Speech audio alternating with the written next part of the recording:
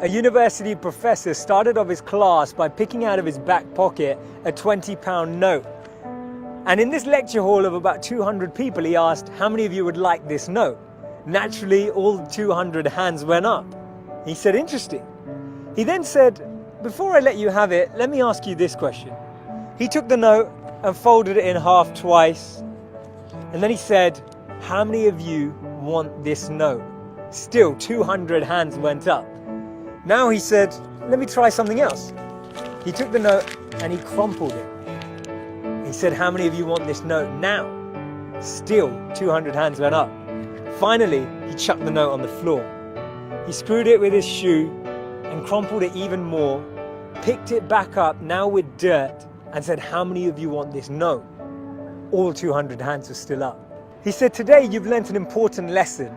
No matter how much I crumpled that note, how much I scrunched it up, how many times it was trodden on, you still wanted it because it was still worth £20. In the same way that that £20 note held its value, so do you.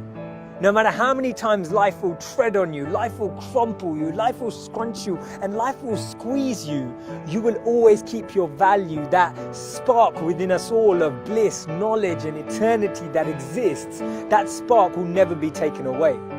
Our value is not created by the price of our clothes or our bank balance or the job title that we have. See, we should be building life and not just building our CVs. In the middle of 2009, he was the software engineer that no one wanted to hire. He had 12 years of experience at Yahoo, but he was rejected by Facebook and then rejected by Twitter.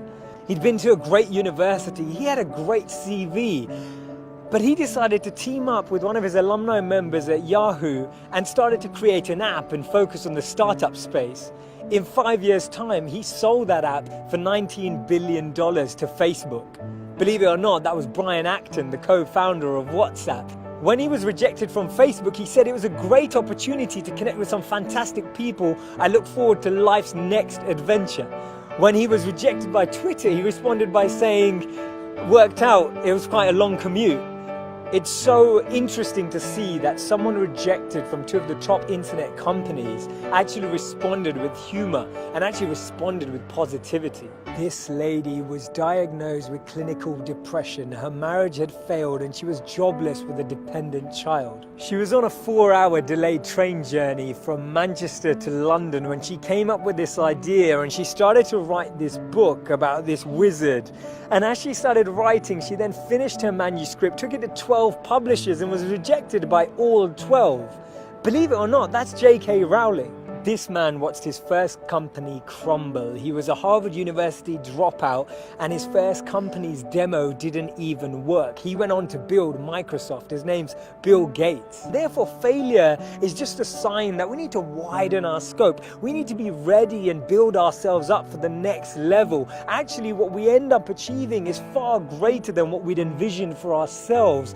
And this divine plan, this orchestration can't be happening without this intervention that occurs, because if we had it our way, we'd just settle, we just accept what we thought was our goal, what we thought we were chasing. But actually, I've noticed that when you don't get that, later down the line, you look back and you reflect and realize that what you've gained is so much greater. Failures are only failures when we don't learn from them, because when we learn from them, they become lessons, and we actually extrapolate all of these teachings and actually get more insight into how we can improve the way we work and how we can actually drive with a different energy. The challenge we have is that we only talk about people's failures when they succeed, and that's why they become this taboo, or we feel like their failures never happened. We need to share these stories earlier. We need to bring out these stories and experiences on the journey so that people who are on the journey can actually follow in those footsteps. And that's why Steve Jobs said you can't connect the dots moving forward. You only can when you're looking backwards.